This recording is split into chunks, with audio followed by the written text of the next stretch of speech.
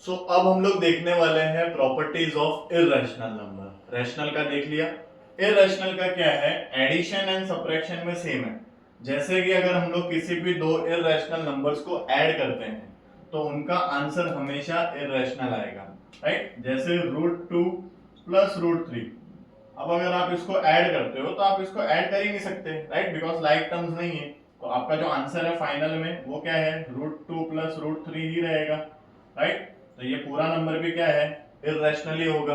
Clear. तो जब भी आप दो इर्रेशनल नंबर्स को ऐड करते हो तो आंसर आता है इर्रेशनल। ओके।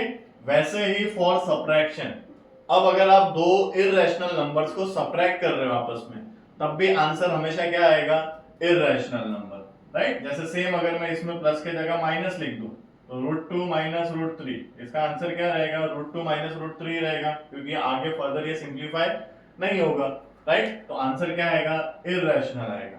ओके। अब हम लोग देखते हैं multiplication of two irrational number.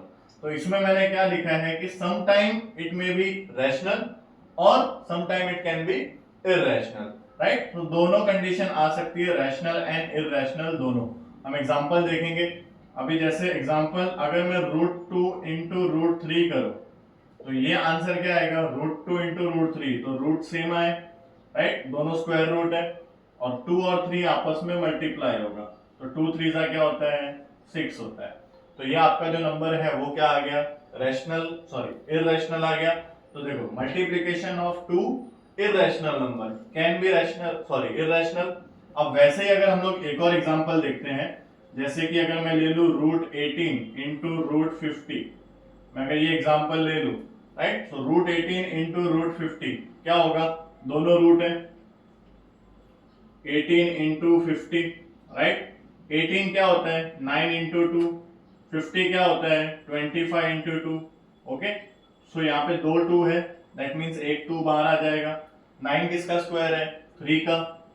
25 किसका स्क्वायर है, 5 का। तो अब अगर हम लोग इनको मल्टीप्लाई करते हैं, 5 3 जा 15, 15 2 जा 30। तो देखो मैंने मल्टीप्लाई किया था दो इर्रेशनल नंबर को और आंसर क्या आया, rational number. Clear.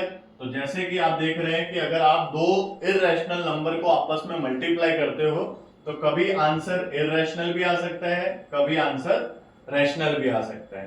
Clear.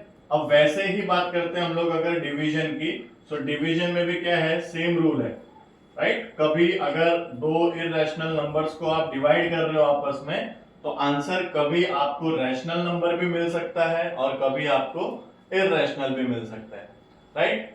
Clear. चलो देखते हैं। जैसे मैं √2 डिवाइड बाय 2 √2 करता हूं अगर, राइट, तो इसका मतलब क्या है, आप क्या कर रहे हो, √2 डिवाइड बाय 2 √2, तो √2 √2 कैंसिल, ऊपर क्या बचा 1, डिनोमिनेटर में क्या बचा 2। अब 1/2 क्या होता है, रैशनल नंबर, राइट। सो आपने जब दो इर्रेशनल नंबर्स को डिवाइड किया आपस में तो आंसर क्या आया, रैशनल नंबर, राइट। अब वैसे ही अगर दो नंबर है इर्रेशनल है, जैसे √2/√6 ले लेता हूं मैं, राइट, तो इसमें आंसर क्या आएगा, रूट एक हो जाएगा 2/6, तो जो कि क्या होगा 1/3, तो 1/√3। तो ये क्या है, इर्रेशनल नंबर, राइट। सो जब आप दो इर्रेशनल नंबर्स को आपस में डिवाइड करते हैं तो आंसर रैशनल भी आ सकता है और इर्रेशनल भी आ सकता है। समझ में आया। तो ये था प्रॉपर्टी ऑफ इर्रेशनल नंबर। एक बार वापस देख लेते हैं कि addition of two irrational number is always irrational, subtraction of two irrational number is always irrational. लेकिन जब बात आती है मल्टीप्लिकेशन एंड डिवीजन की तो multiplication of two irrational number sometime rational sometime irrational, और वैसे ही division of two irrational number भी sometime rational and sometime irrational.